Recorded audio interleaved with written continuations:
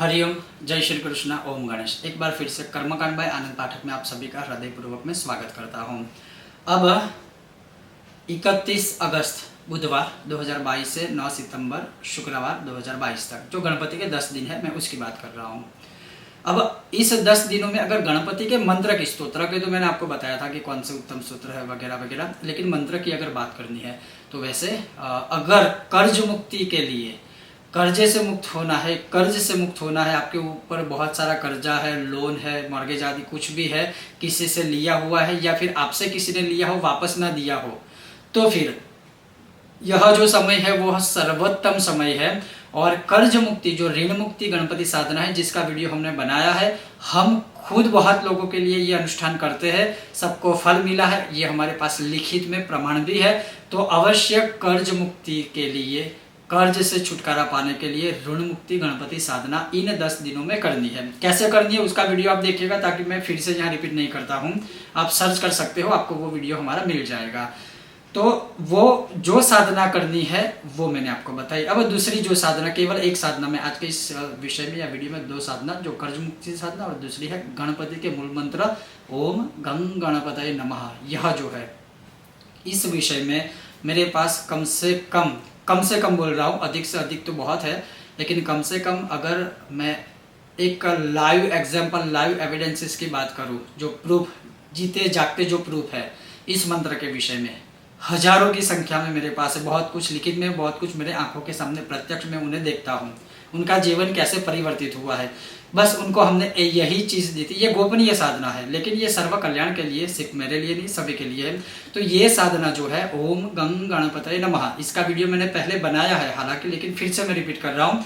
इस मंत्र की साधना के लिए यह जो 10 दिन है वो सर्वोत्तम है। इस मंत्र को सिद्ध करने के लिए, उसकी साधना के लिए, आपके जीवन के सभी संकटों का एक ही प्रकार से शीघ्र बहुत कम समय में विनाश करने की सर्वोत्तम साधना है ओम गं गणपतये नमः।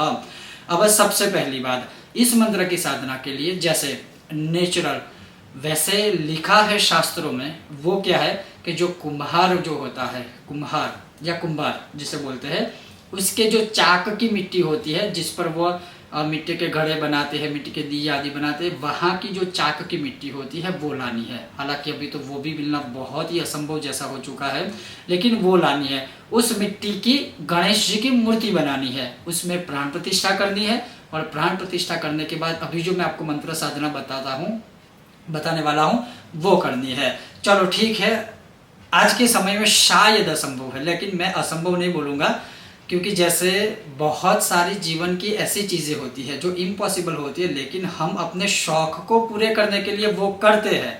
वो असंभव ही होती है, लेकिन फिर भी हम करते हैं कि इम्पॉसिबल को पॉसिबल बनाए। लेकिन जब धर्म की ऐसी कोई बात होती है ना, तो मतलब सबको ईजी चाहिए, सब रेडीमेड चाहिए, प्रिपरेशन, तैयार थाली में सबको खाना है कि पंडित जी ये तो कहाँ खोजने जाएंगे। लेकिन अगर कोई ऐसी प्रोडक्ट हो उसके जीवन में, कोई ऐसे कपड़े हो, मतलब यात्रा में जाना है, घूमने जाना है, तो मतलब इम्पॉसिबल को भी पॉसिबल बना के बहुत खर्चा करके जाएंगे। लेकिन धर्म की बात आएंगे तब मतलब पेट में दर्द हो जाता है। और ये सच है, चाहे किसी को अच्छा लगे चाहे बुरा लगे, लेकिन ये फैक्ट है, सच है। तो ठीक है, वो बात है। अगर कुम्हार के चाक की मिट्टी नहीं मिलती है आपको, दूसरा जो नीम का पेड़ होता है, उस नीम की लकड़ी में से भी आप गणपति की मूर्ति बनवा सकते हो। नीम के पेड़ में से या नीम की लकड़ी में से किसी भी साइज की गणपति की मूर्ति आप बनवा सकते हो। तीसरा ऑप्शन, रक्त चंदन, लाल चंदन की लकड़ी में से भी गणेश जी की मूर्ति आप बनवा सकते हो किसी भी साइज में। और उसके बाद चौथा ऑप्शन है, और वो है आम की लकड़ी की गणपति की मूर्ति आप बनवा सकते हो। मतलब पहले कुंभार के चाक की मिट्टी की मूर्ति अगर मिलती है, या बनवाते हो या स्वयं बनाते हो, यहाँ पर स्वयं ही लिखा है, स्वयं बनाते हो, वो सबसे बेस्ट है, शीघ्र फलदायी है।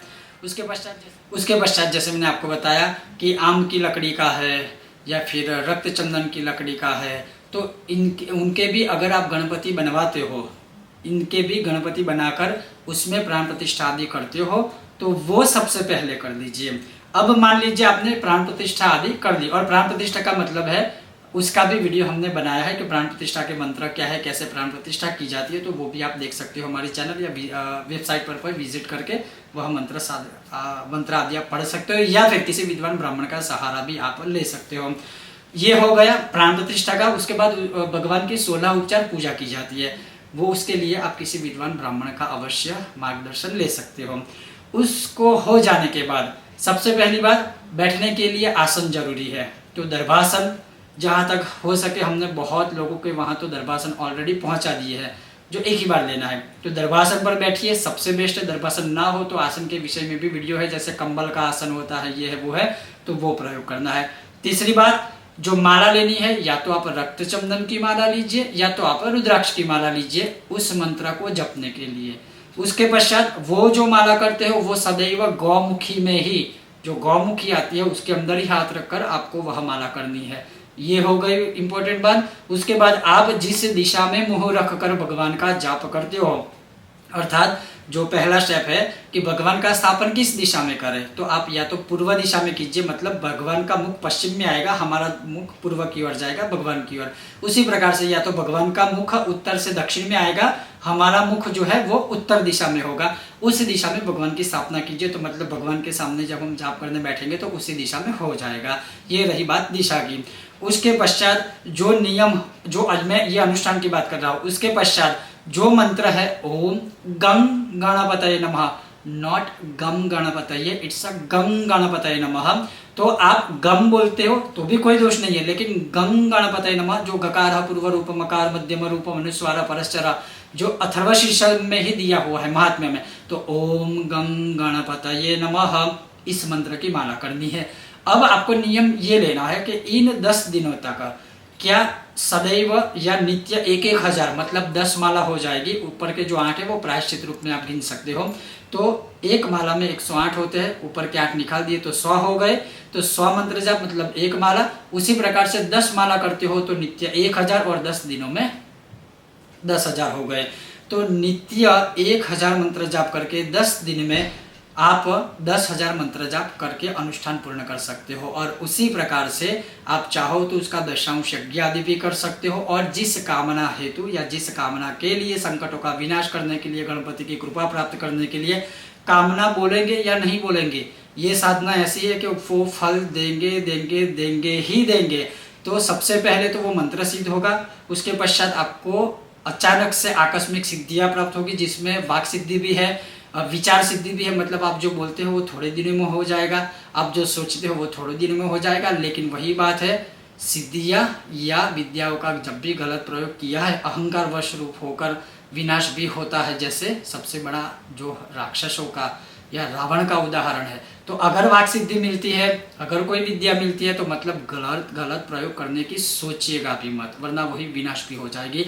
तो कहने का तात्पर्य है वो सारी सिद्धियां मिलेगी, जिस कारण हेतु आपने अनुष्ठान किया है वह भी, आपका जो कारण है वह भी कार्य सिद्ध हो जाएगा। मतलब आपको भगवान गणपति सर्वस्व देंगे। अब उसके साथ साथ नियम लेने हैं। जैसे सबसे पहला नियम है ब्रह्मचर्य का पालन करना है 10 दिनों तक।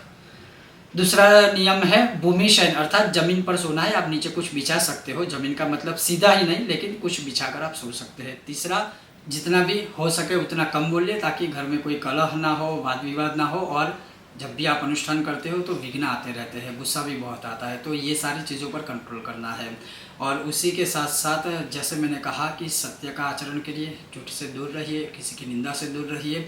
और जितना हो सके ये जो साधना आप करते हो तो किसी को बताने की आवश्यकता नहीं है, गोपनीय रखिए। और सिर्फ भगवान गणपति का ही स्मरण कीजिए। ओम गं गणपतये नमः, ओम गं गणपतये नमः। जैसे जैसे आप यह मंत्र करते जाओगे, जपते जाओगे, तो सोते जागते उठते बैठते ऑटोमेटिकली ही आपके मन में यही मंत्र घूमने लगेगा। और जब 10 दिन पूर्ण हो जाते हैं, तब अगर आपने मिट्टी की मूर्ति ली है, कुम्हार के चाक से बनी हुई मिट्टी की मूर्ति, तो उस मूर्ति को जो 10वां दिन है विसर्जन करके नेचुरली ही किसी भी नदी में, या तो देश काल अनुसार, मैं देश काल अनुसार इसलिए बोल रहा हूँ क्योंकि पवित्र नदियाँ हमारे देश के अलावा और कहीं नहीं है। तो फिर आप चाहो तो अपने ही घर में बकेट में, या मतलब कोई बड़ा सा जो मूर्ति के साइज अनुसार कोई पात्र है, उसमें जल लेकर पानी थोड़ा सा इकट्ठा करके उसमें गंगा जल डालकर उसमें भी विसर्जन कर सकते हो। फिर वो पवित्र जगह पर विसर्जित कर दीजिए। लेकिन अगर आपने जैसे रक्त चंदन की, नीम की लकड़ी की, आम की लकड़ी के अगर गणपति बनवाए हैं तो वो आप मंदिर में ही रखिए। आप चाहो तो श्वेतार्क गणपति का भी प्रयोग कर सकते हो, तो वो आप अपने मंदिर में ही रखिए। अद्भुत परिणाम मिलेगा और बहुत ही संक्षिप्त, बहुत ही कम समय में। और ये 10 दिन हो जाए, जो 10-10 माला प्रतिदिन करते हो, आप चाहो तो वो कंटिन्यूस कीजिए। अगर कंटिन्यूस नहीं करते हैं तो फिर एक नियम ले लीजिए, कम से कम एक माला में ओम गं गणपते नमः मंत्र की करूंगी या करूंगा। तो इससे बड़ी साधना, इससे अच्छी साधना, इससे बेस्ट साधना भगवान गणपति की और कोई हो ही नहीं सकती। और ये लाखों करोड़ों साधु संतों ब्राह्मणों या साधकों का अनुभव है, और ये सब मेरे पास प्रमाण भी है और ग्रंथों में भी लिखा हुआ है। तो ये साधना आप कर सकते हो इन 10 दिनों तक। इसके विषय में कोई भी प्रश्न है मुझे अवश्य पूछिएगा। मैं बहुत कम रिप्लाई देता हूँ क्योंकि समय का अभाव होता है, बहुत सारे अनुष्ठान चलते हैं, लेकिन मैं पूरी कोशिश करूँगा कि इस विषय में आपको मार्गदर्शन दे पाऊँ। आप कमेंट बॉक्स के माध्यम से मुझे पूछ सकते हो, जो उचित होगा मैं उसका आपको उत्तर अवश्य दूंगा।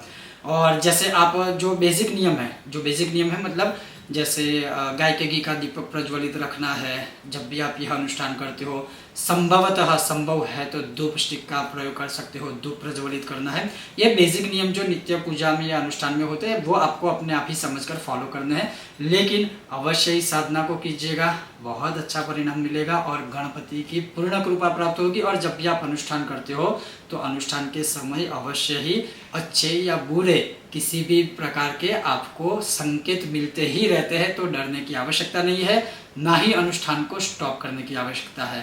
कंटिन्यूस करते रहिए, भगवान की कृपा प्राप्त करते रहिए। तो ये था एक मूल मंत्र के विषय में। और कर्ज मुक्ति के लिए खास मैंने जो आपको कहा, जैसे उसमें मंत्र है ओम गणेश ऋणम छिंदीवरण्यम ओम नमः फट, और उसका एक स्तोत्र है जो रुद्रयामलोक्त है, भगवान शिव और शक्ति द्वारा संवादित उत्पत्ति हुआ रुद्रयामल का, वो भी बहुत पावरफुल है। उसका अनुष्ठान का पूरा वीडियो है, इसलिए मैं इसमें एक्सप्लेनेशन नहीं दे रहा हूँ, तो आप वो वीडियो देखिए, आप वो भी साधना कर सकते हैं। लेकिन दोनों साधना एक साथ नहीं करनी है, कोई एक ही साधना कीजिए। हाँ, गणपति के मूल मंत्र के साथ जैसे आप चाहो तो नित्य एक अथर्वशीष कर सकते हो, संकटनाशन सूत्र का पाठ कर सकते हो, गणेश सहस्त्र नाम कर सकते हो। ये बेसिक चीज है, इसका समावेश आप इन 10 दिनों में अपने नित्य कर्म में कर सकते हो। ये था आज का विषय वीडियो, आपको कैसा लगा मुझे बताइएगा। और अगर आपको यह विषय वीडियो पसंद आया है, बिना भूले वीडियो को लाइक कीजिएगा, अधिक से अधिक शेयर कीजिएगा, साझा कीजिएगा, और चैनल पर नए हो सब्सक्राइब करके घंटी का आइकन अवश्य दबाइएगा, ताकि आने वाले हर वीडियो की सूचना आपको प्राप्त